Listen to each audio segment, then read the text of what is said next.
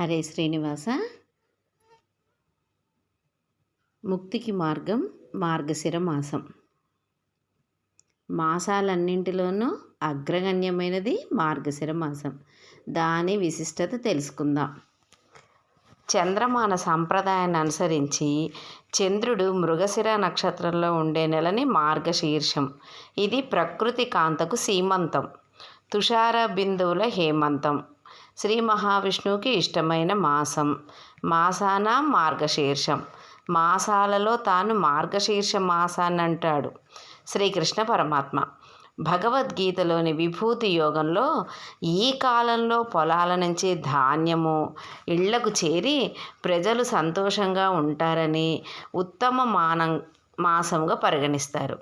ఈ మాసమంతా శ్రీ విష్ణువుని తులసీ దళముతో పూజించడం పుణ్యప్రదం. ద్వాదశి నాడు పంచామృతాలతో అభిషేకం చేయవలెను.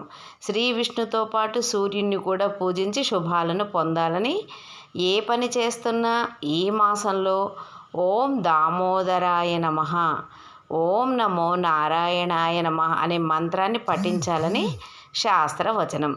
ప్రతిరోజు బ్రాహ్మీ ముహూర్తంలో తులసి వృక్ష సన్నిధిలోనూ మృత్తికతో తులసి ఆకులను తీసుకొని ఓం నమో నారాయణాయ అనే మంత్రాన్ని పఠిస్తూ శరీరానికి పూసుకొని స్నానం ఆచరించాలి.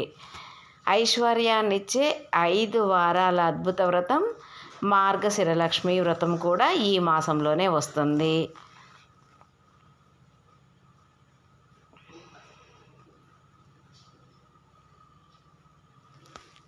సూర్యుడు ధనుస్సు రాశిలో ప్రవేశించగా వచ్చే ధనుస్సు సంక్రమంతో సంక్రాంతి శోభకు స్వాగతం పలికినందుకు ప్రతిపల్లె సిద్ధమవుతుంది.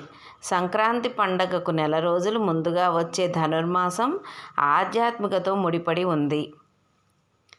సంక్రాంతి శోభ. హరిదాసు ఆగమనం సంక్రాంతి సంబరాల శోభకు సంకేతమే.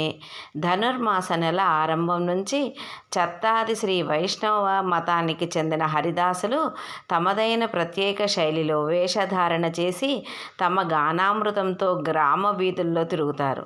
హరిదాసులు వస్తున్నారంటే చిన్నారుల్లో సందడే సందడి. దోసిళ్లతోనూ పళ్ళాలతోనూ బియ్యం తీసుకువచ్చి అక్షయ పాత్రలో పోస్తారు. ప్రతి ఇంట సంక్రాంతి ముస్తాబులు ఆరంభిస్తారు. శ్రీహరి నామస్మరణతో తిరగాడే హరిదాసు వృత్తికి పురాణ ప్రాశస్త్యం ఎంతో ఉంది. అక్షయ పాత్ర విశిష్టత. అక్షయ అనగా ఎప్పుడు నిండుగా ఉండేదని అర్థం. శ్రీ మహావిష్ణువు సూర్య భగవానుడికి అందించిన ఈ అక్షయ పాత్రను పాండవుల వనవాస సమయంలో ధర్మరాజుకు శ్రీకృష్ణుడు ఇచ్చాడని, తదుపరి ధర్మరాజు పట్టాభిషేకం సమయంలో ఈ పాత్రను ఎవరికి అందించాలన్న ప్రశ్నకు కృష్ణుడు బదులిస్తూ 1000 గంటల మండపాన్ని కట్టించి బ్రాహ్మణులకు భోజనం పెట్టమని, ఆ సమయంలో గంటలు మోగాలని శ్రీకృష్ణుడు చెప్పినట్లు పురాణ కథనం. ఆ ప్రకారంగా ధర్మరాజు బ్రాహ్మణులకు భోజనం పెట్టినా గంటలు మోగకపోవడంతో ధర్మరాజు శ్రీకృష్ణుని ప్రార్థించాడని, అప్పుడు చాత్తాది శ్రీ వైష్ణవుకు భోజనం పెట్టమని ఆదేశించాడు. చాత్తాది శ్రీ వైష్ణవుడు తాను భోజనం చెయ్యనని స్వయంపాకం ఇమ్మని కోరినట్లు ఆ ప్రకారం అతడు స్వయంపాకాన్ని తీసుకువెళ్ళి వండి గోదాదేవి సహిత శ్రీకృష్ణమూర్తిని అర్చించి నివేదన చేసి అప్పుడు అతను భుజించగా గంటలు మోగినట్లు ప్రతీతి అని హరిదాసులు చెబుతూ ఉంటారు. అప్పుడు ధర్మరాజు అక్షయ పాత్రని చాత్తాది శ్రీ వైష్ణవుకు ఇచ్చినట్లు నాటి నుండి వంశపారపర్యంగా కులవృత్తిగా ఈ హరిదాసులు అక్షయ పాత్రను ధరించి గ్రామ సంచారం చేస్తున్నట్లు వీరు చెబుతారు.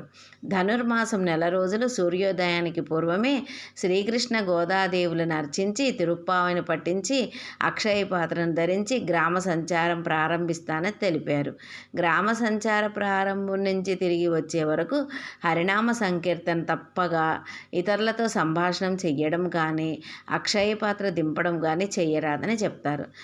తెల్లవారుతుండగా నారదముని వేషధారణలో హరిలో రంగ హరి అంటూ మాత్రం గ్రామాలలో హరిదాసులు వేకువజామునే కనిపిస్తారు.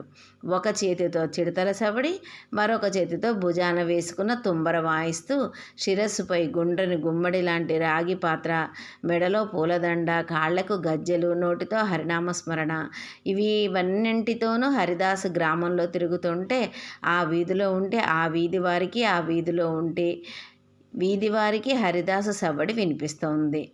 మార్గశిరం ఎన్నో పర్వాలకు నెలవు. మార్గశిర శుద్ధ స్కాంద షష్ఠి. శివకుమారుడైన కుమారస్వామి ఈ రోజున తారకాసురుని సంహరించాడని, ఈ తిథి అతనికి ప్రియమైనదని చెప్తారు. తెలుగువారు దీన్ని సుబ్రహ్మణ్య షష్ఠి అని వ్యవహరిస్తారు. మార్గశిర శుద్ధ ఏకాదశి వైకుంఠ ఏకాదశి. దీనినే మోక్ష ఏకాదశి అంటారు. ఆ రోజున విష్ణు ఆలయాల్లో ఉత్తర ద్వారం నుంచి వెళ్ళి దర్శనం చేసుకుంటే మోక్షం తథ్యమని భక్తుల విశ్వాసం.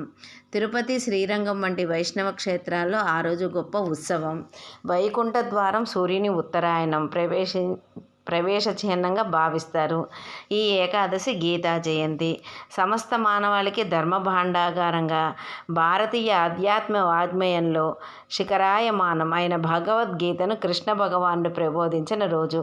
మార్గశిర బహుళ ఏకాదశి విమలై ఏకాదశి అని, సఫలై ఏకాదశి అని వ్యవహరిస్తారు. బ్రహ్మ విష్ణు మహేశ్వరుల సమైక్య స్థితి దత్తాత్రేయుడు. ఈ దత్త జయంతిని మార్గశిరంలోనే శుక్ల పౌర్ణమి నాడు జరుపుకుంటారు. మార్గశిర శుక్ల త్రయోదశి నాడు హనుమద్ వ్రతం ఆచరించడం పరిపాటి. ఇలా ఎన్నో విశిష్టతలతో భక్త జనావళికి హర్షం మార్గశీర్షం. మాసానా మార్గశీర్షామ అన్న గీతాచార్యుల వారి ఉక్తిని బట్టి మార్గశిర ప్రాధాన్యత ప్రాశస్తం మనకు తెలియజేస్తున్నాయి. కార్తీక మాసంలో దీపావళి అనంతరం వచ్చే చలిగాలుల్లో వాతావరణంలో మార్పు సంభవించి మనిషిలోని బద్ధకాన్ని, సోమరితనాన్ని పోగొట్టి రీతిలో మన పండుగలు, ఉత్సవాలు రూపొందించబడ్డాయి. మార్గశిర నక్షత్రంతో కూడిన పౌర్ణమి ఈ మాసంలోనే వస్తుంది కనుక మార్గశిర మాసం అనేది పేరు వచ్చింది. ఇది తెలుగు నెలల్లో 9వ నెలగా వచ్చటం వలన 9 సంఖ్య శుభప్రదం కావడం వల్ల ఈ మాసానికి అత్యంత ప్రాధాన్యత కలిగింది.